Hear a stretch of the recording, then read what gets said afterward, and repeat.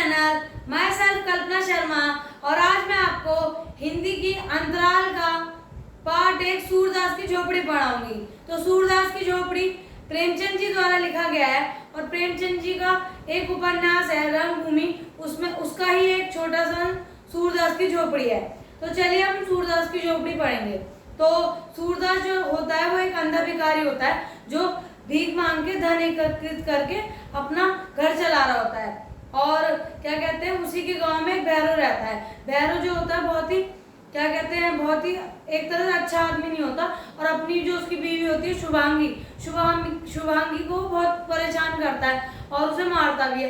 तो एक दिन शुभांगी जो होती है उसे छोड़ के सूरदास के घर रहने चली जाती है, क्योंकि सूरदास जो होता है दूसरों की मदद करने वाला होता है। तो सूरदास के घर रहने लग जाती है। तो ये भैरव को ये बात अच्छी नहीं लगती। भैरव को लगता है कि शुभांगी और सूरदास में गलत संबंध है। तो इसी बात का बदला लेने के लिए भैरव एक प्लान बनाता है। वो कहता है कि मैं सूरदास की झोपड़ी जला दूंगा और उसको जो भी उसने अभी तक का धन इकट्ठा किया है उसे ले लूंगा। तो एक रात 2 बजे होते हैं। तो 2 बजे करीब जो भैरव होता है सूरदास की छुपके से झोपड़ी जला देता है। तो झोपड़ी जलने के बाद सारे गांव वाले इकट्ठा हो जाते हैं जिससे कि आग को बुझा सके। तो गांव वाले इकट्ठे होते हैं और कोने में एक सूरदास उदास बैठा रहता है कि उसे झोपड़ी जलने का इतना दुख नहीं था, क्योंकि झोपड़ी तो जल गई थी। पर झोपड़ी का इसलिए नहीं था क्योंकि उसने एक पोटली में धन इकट्ठा किया था जो वो भी झोपड़ी के साथ जल गया था। उसे ऐसा लगता है कि धन भी क्या कहते हैं झोपड़ी के साथ जल गया। तो वो इस बात के लिए उदास होता है कि जो मैंने धन इकट्ठा किया था अब वो जल गया, क्योंकि वो उसकी 3 अभिलाषाएं थी। 3 अभिलाषाएं उसकी 3 अभिलाषा मान लीजिए 3 इच्छा थी कि वो धन इकट्ठा करेगा तो ये करेगा। तो वो कहता है कि मेरी 3 इच्छा थी कि मैं पितरों का दान करूं अपने, और जो अपना मेरा लड़का मिठुआ है उसकी शादी करूं और गांव के लिए कुआं बनवाऊं। तो उसकी जो भी तीनों अभिलाषाएं थी वो सारी टूट जाती, क्योंकि जो धन उसने इकट्ठा किया होता है वो तो उसे लगता है वो जल गया है। पर वो जो भैरव होता है वो झोपड़ी जला देता है, पर वो जो पोटली होती है उसे लेके चला जाता है। पर सबको यही लगता है कि झोपड़ी के साथ वो भी जल गया। तो उसके बाद लोग आग बुझाई रहे होते हैं। तो एक जगदर होता है, उसी गांव में जगदर भी रहता है। तो जगदर जो है सीधा सूरदास के पास आता है और सूरदास से पूछता है कि सूरदास तुम्हें मुझ पे तो शक नहीं है? तो सूरदास को शक तो होता है उस पर भी, पर सूरदास कहता नहीं, क्योंकि इसलिए नहीं बोलता क्योंकि सूरदास के पास कोई सबूत नहीं होता कि जगदर ने मेरी झोपड़ी जलाई। तो बोलता है कि नहीं, वो ये नहीं बोलता कि मुझे शक है, वो अपने मन में सोचता है ये बात। तो कहता नहीं है। तो उसके बाद जगदर सीधा भैरव के पास जाता है। तो भैरव जो कहता है कि भैरव गांव वालों को लगता है और सूरदास को सबको लगता है कि तुमने ही सूरदास की झोपड़ी जलाई है। तो भैरव कहता है कि किसी के पास कोई सबूत है कि मैंने झोपड़ी जलाई है? तो जो जगदर होता है कह ही रहा था कि तूने ही जलाई है, गाँव वाले भी सब यही सोच रहे कि तूने जलाई। तो आखिरी में अंत में भैरव कहता है कि हाँ मैंने ही जलाई है। तो वो कहता है कि जगदर कि तुम बेचारा सूरदास जो है उसने बहुत मेहनत से और बहुत परिश्रम से अपना धन इकट्ठा किया, उसके पैसे तुम वापस दे दो, तुम्हें पैसे बचेंगे नहीं। और क्या कहते हैं, मतलब एक तरह से जो जगदर होता है बहुत लालची टाइप का होता है, उसे कोई सूरदास से कोई हमदर्दी नहीं होती, उसे एक तरह से ईर्ष्या हो रही होती है भैरव से, क्योंकि उसे लगता है इस पे इतने सारे पैसे हैं और वो मन में ये सोच कहता तो उससे है कि वापस दे दे पैसे सूरदास के, और वो मन में सोचता है कि अगर ये मुझे थोड़े बहुत पैसे देगा कि तुम सूरदास को मत बताना तो मैं मान जाऊंगा। पर वो ऐसा कुछ नहीं होता।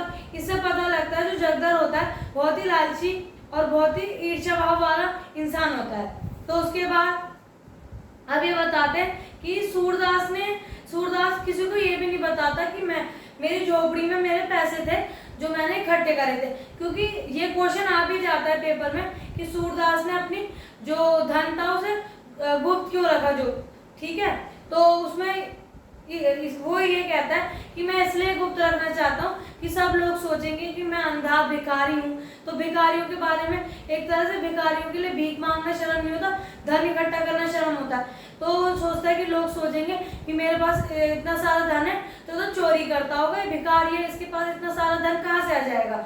तो वो इसलिए किसी को अपनी हानि जो होती है, हानि होता है वो बताता नहीं है, अपनी हानि को गुप्त रखता है। तो ये क्वेश्चन जरूर आता है कि सूरदास ने अपनी हानि को गुप्त क्यों रखा।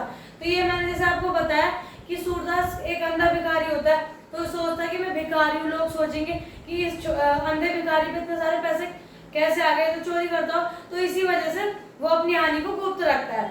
तो उसके बाद सूरदास बैठ के सूरदास बैठ के क्या कहते हैं, रो ही रहा होता है, कि सोच रहा होता है कि मैंने इतनी मेहनत से सोचा था कि धन इकट्ठा करा था और मेरी झोपड़ी भी जल गई।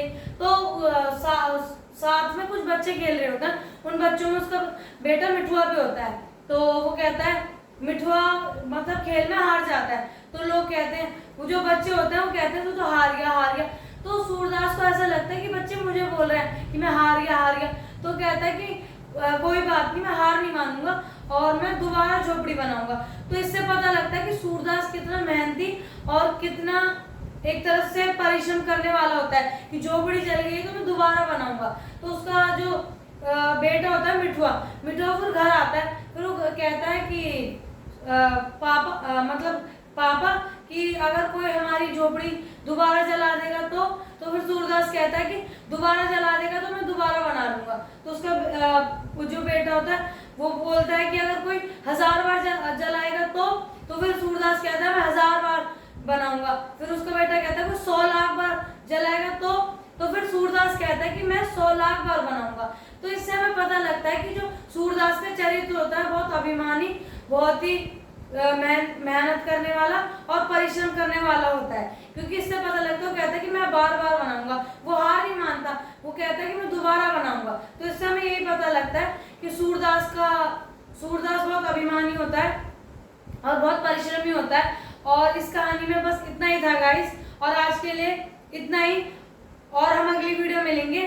तो आपको मेरी वीडियो अच्छी लगती है तो वीडियो को लाइक करें, शेयर करें, कमेंट करें और चैनल को सब्सक्राइब करना ना भूलें। और गाइस जरूर से वीडियो को शेयर और लाइक करें, क्योंकि आप वीडियो देख लेते हैं लाइक नहीं करते, तो आप वीडियो को लाइक जरूर करें, और जिससे मुझे भी मोटिवेशन मिलेगा कि मैं आपके लिए और वीडियो बनाऊं। और मुझे कमेंट में जरूर बताएं कि मैं और कौन सा सब्जेक्ट और कौन से चैप्टर की वीडियो डालूं। तो गाइस अगली वीडियो में मिलते हैं।